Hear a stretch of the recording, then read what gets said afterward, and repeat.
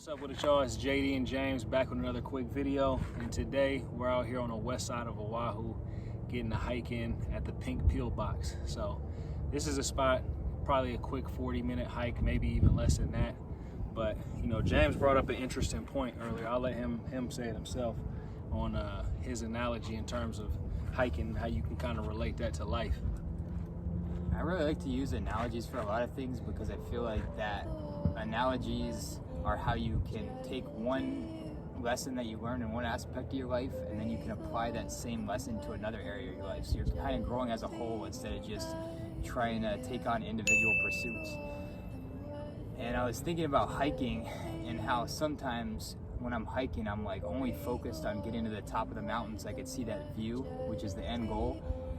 And a lot of times when I do that, I'm not enjoying the hike like every single step. And I was just thinking about the times when I've really enjoyed hiking is when I'm stopping, you know, I'm picking fruits off the tree, I'm enjoying every step, I'm looking at the view as I'm going up. So I'm enjoying the process and I end up reaching the same place anyways. And I think the analogy is great for fitness because a lot of us have an end goal. We might have a target on which we're trying to reach, but we forget to enjoy every single workout and, you know, just be grateful for even the progress we've already made. And if you want to further extend the analogy, I don't want to push it too far. Most hikes don't go straight up the mountain. Most hikes, you're going to go up a little bit, you're going to have a flat spot, you might even go down, but to stay on that trail and to eventually reach that peak, you might have to plateau, you might have to regress a little bit, but that doesn't mean you're not on the right track.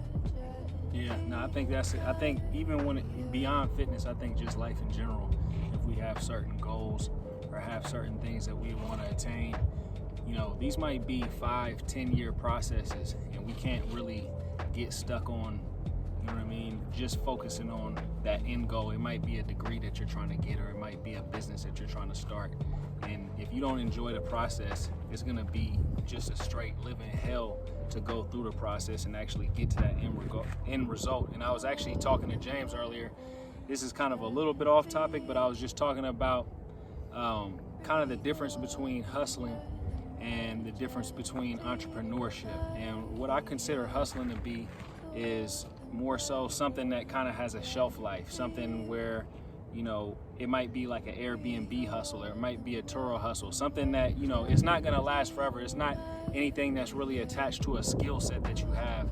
And then entrepreneurship, or maybe a real business that you start where you're, you know, maybe a sole proprietor or something like that, it consists of your skill set that you're sharing with other people, some value that you add that's basically coming from within. And for me personally, it's been like a 10-year journey for me over the past 10 years in terms of me kind of being on my hustle and doing like little short-term things to make money, and then eventually coming into my own and, you know, developing multiple skill sets, whether that's video editing, whether that's the fitness, the diet, the nutrition, you know, whether that's just, you know, the wisdom and the knowledge that I've acquired from traveling the world. And all these things I've put into, you know, what I've created with this YouTube channel and what I've created with my online business. So, you know, it's just a process. It's just like a doctor, you know, going through medical school, or going through, first they're getting their bachelor's degree, then they're going through medical school, then they're doing their residency, and then they actually become a doctor. And, you know, my 10-year process is actually similar to that. It's just that, you know, I didn't want to become a doctor or a lawyer or whatever else might take that same amount of time. But, you know, my 10-year process is what's enabled me to have the life that I want to have. And, you know, everybody can go through their own process. Everybody's on their own journey. So nobody's journey is better than anybody else's. Nobody's, you know, job is, you know, I mean, it's debatable whether you know, it's a subjective thing, whether you think somebody else's job is more important than the next person's job, but nobody's life is more important than the next person's life. I want to touch on that too. There's a book my friend recommended me. It's called So Good They Can't Ignore You. And his whole premise in the book is basically that to find a fulfilling career, he said to focus on a skill and then just put tons and tons of dedicated, focused practice into that skill. And as you harness that skill, it becomes more and more valuable. So take on, the more difficult a skill is to learn, the more value it has in the end. So, for example, in Airbnb business, you know, you could start that up with zero training. So at the end of the day, it's a very replaceable skill. But when we're thinking about our fitness journey, you know, I'm 8 years in the process. He's much longer. You can't replicate that in 6 months, a year, even 5 years. This is something that is decades and decades of work.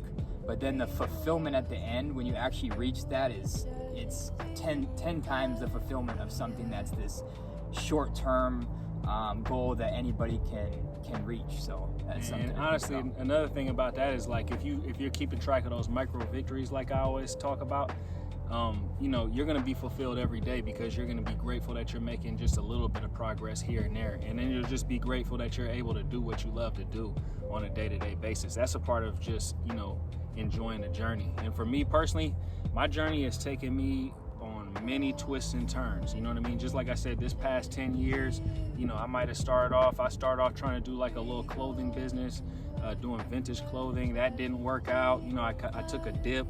Then I went and got into the Airbnb business and took a sharp spike up. And then, you know, I kind of went down a rabbit hole of partying and drinking and, you know, just living my life extremely unhealthy. And, you know, my finances were up, but, you know, my spirit was way down. And then I ended up moving to Hawaii, and, you know, my finances might have not been there, but my spirit was raising. And then my finances started raising along with my spirit. And it's brought me to this place where I'm at right now, where I'm kind of like gaining that knowledge of self on a mental, spiritual, and a physical level. So, you know, you're gonna get twists and turns, bumps in the road along the way, but, you know, it's all about enjoying the process each and every step of the way. And I just didn't mean to cut you off, but for gratitude, I want to talk about the practical aspect, because sometimes people hear kind of those buzzwords and they start thinking, you know, you're like this crazy hippie. And for me, on a very, very practical level, what gratitude means is really enjoying every day. So when you're grateful for the things that you already have, and even if you're completely out of shape, be thankful that you can walk. Sure. And when you're living in that gratitude, what's happening is you're putting positive emotions into your brain, so you're enjoying every day. So when you're in that gratitude mindset while you're working out, you're loving the workout. You're like, oh my God, you know, I went from 4 pull-ups to 5 pull-ups. I can't believe, like, I'm so grateful. And when you 20% increase. It is. You know what I mean? That's a 20% increase. I mean, we've seen people. Why don't you speak about that? How you were talking about that 0.001. You know, 0.001% better every day. Yeah, it's funny. I actually posted on our Instagram. You know, 0.0001% better every day. And it almost seems like someone might read that and like that's crazy, or that's like almost nothing. And then I actually compounded it out over 365 days, and it was about 3.5% increase. And we were thinking about that 3.5% increase in a full year of training. Like if we stayed the exact same body weight and we got 3.5% stronger, that would be a phenomenal year. So I mean, think about that. 0.0001% better every day is significant progress. Mm-hmm. And when you're starting off your journey, of course, you're going to be gaining way more progress than that. But that's another video for another day about how you get that exponential progress at first, and then it kind of, you know, plateaus for a minute, and then you kind of start making those micro victories, and then you start keeping track of those, you know, 0.001s, or, you know, whatever that figure might be. But anyways, guys, that's pretty much it for this talk. You know, we might have some other stuff. Me and James, we philosophize, you know, all the time, you know, on the way up to the hike, while we're at the park working out. You know, that's kind of just what we do. So, you know, we might come with another video before we end up leaving this pink pill box.